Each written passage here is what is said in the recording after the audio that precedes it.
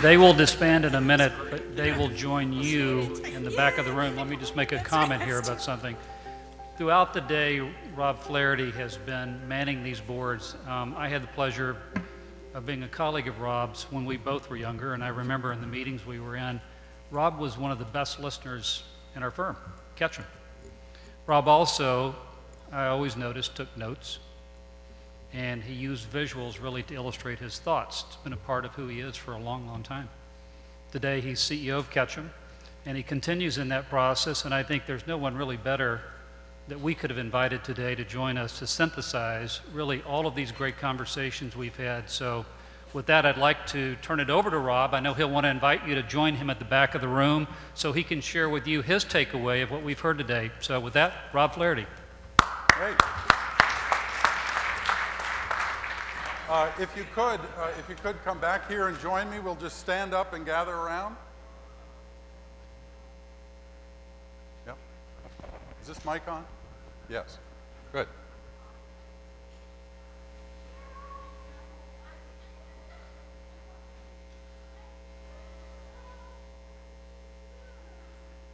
Well, you've had a long day of research, fantastic research, so I'm going to keep this brief. But I love this study. Come on in, crowd in. I love the research that was done. At Ketchum, we have something called the Ketchum Leadership Institute, because after our first 80 years in business, we realized that just teaching the technical skills was not enough. And so for the last 10 years or so, under our Chief Learning Officer, we created the Leadership Institute. I get to be one of the trainers there, and I feel very strongly that our field needs to stress leadership. And so the fact that we now have a study, a truly global study in leadership, is incredibly meaningful to me and to our firm. You see that I put the world at the center here because it was one of the most global studies you're ever going to see in our business, right? I mean, it wasn't just the Big Five or something like that. You really went to the extraordinary lengths to make it more meaningful than that around the world. So we started our journey honoring Betsy Plank. I never had the honor of meeting Betsy, even though I've been in this business for 30 years, but man, she must have been something if she created this following. And a great regret of mine that I never got to know her. So, and now it's paying off in the form of all the things at the Plank Center and the Leadership Summit. We heard from John Awada, who said that if we want to get to a more meaningful impact on the corporation and its goals, all the way up to helping to shape its corporate character, its actions, and advocacy at scale, we have to take all that's going on around us, all the challenges facing companies and brands, and we have to convert radical transparency and all those factors from a threat into an asset. And he suggested that the study offers us the keys to do that. He said, look for the harbingers of things to come in the study. So with that as our kind of keynote and starting point, we got our first dive into the 10 leadership issues. And it's a compelling list. Speed and volume of information. The point was made a little later on that speed is such an incredible issue, in part because the safety net is gone. I was certainly raised in this business with the press release will now go to the legal department, and then there will be 8 days of haggling over that. Well, a lot of that is over, and that's part of what we mean by the safety net. Dealing with crises, the rise of our friends in social media here, employee engagement, measurement. Later on, Linda said we have to move from outputs, we usually say to outcomes. She said to meaningful organizational effects. And that's a great destination for us. The demands of transparency, finding and retaining talent. We heard that improving the image of the profession was rated higher by younger professionals. They also felt that measurement and training was more important than older professionals there.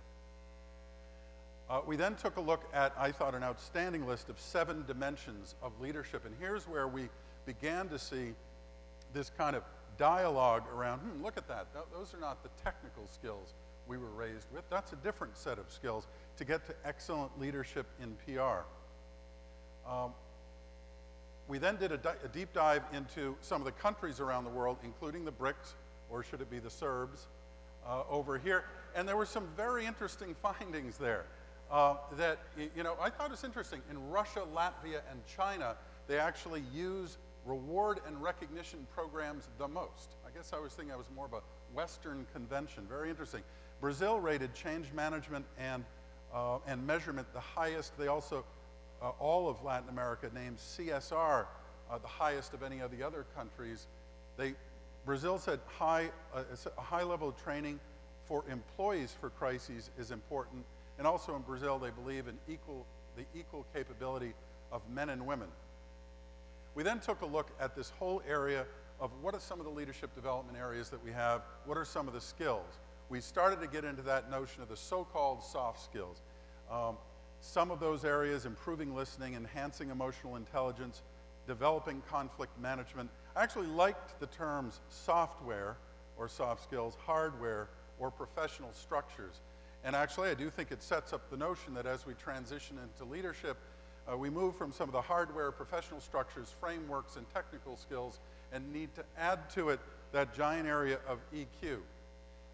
And I thought it was also interesting that someone made the point, aren't listening, change management, dealing with cultural diversity, aren't those essential to the new model? If you're going to get to the Arthur Page model over here of actually helping the corporation to shape its values and corporate character, don't you have to have a really, your fingertips right on those soft issues?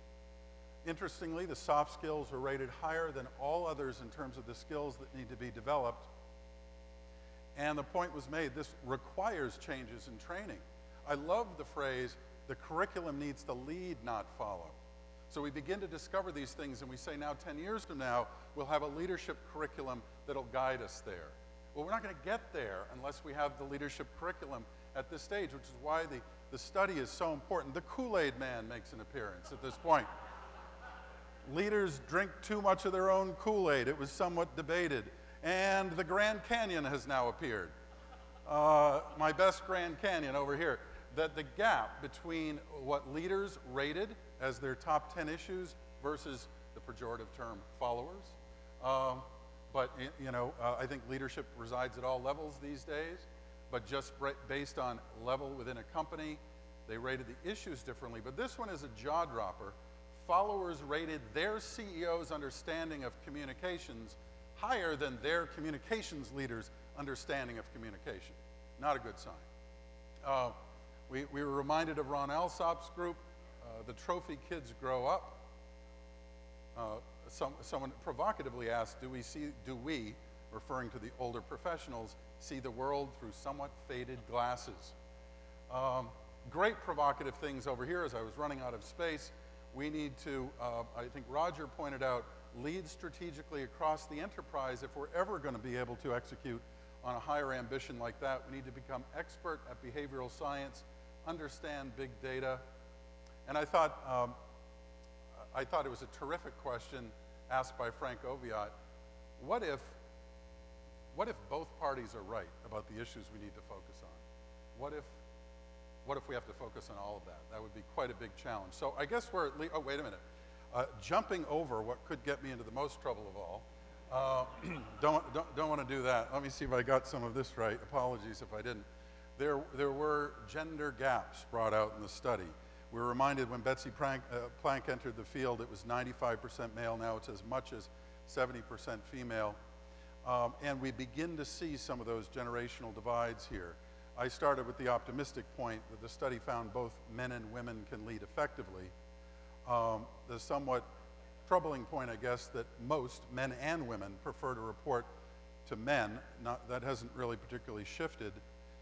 There was acknowledgement or a feeling, a perception that women have better interpersonal skills, and women rate more highly the need to develop leadership skills.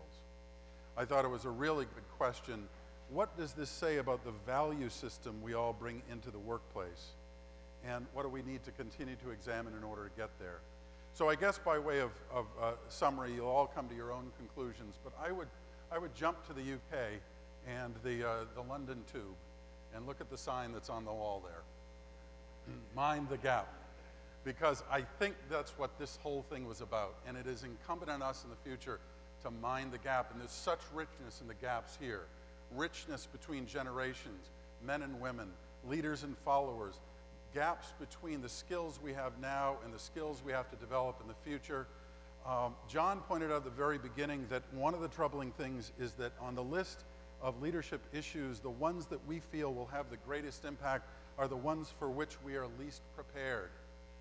And the bottom line, I guess, is that the moral authority of leaders is essential, and it requires real listening to get there. I love the point that was made by Roger that one of the keys to happiness is lifelong learning. So studies like this can give us a great way to continue learning, to begin to close those gaps. Now, Linda Hahn had a great thought toward the end that I think leaves us on a very optimistic note. Optimism can be found in the realization that the so-called soft skills that are so important to paying all this off, listening, change management, conflict resolution, are actually strong suits of people in public relations. So I congratulate the people who put this study together because it's incredible. It'll be incredibly useful to our firm, and I hope this quick summary was somewhat helpful for you.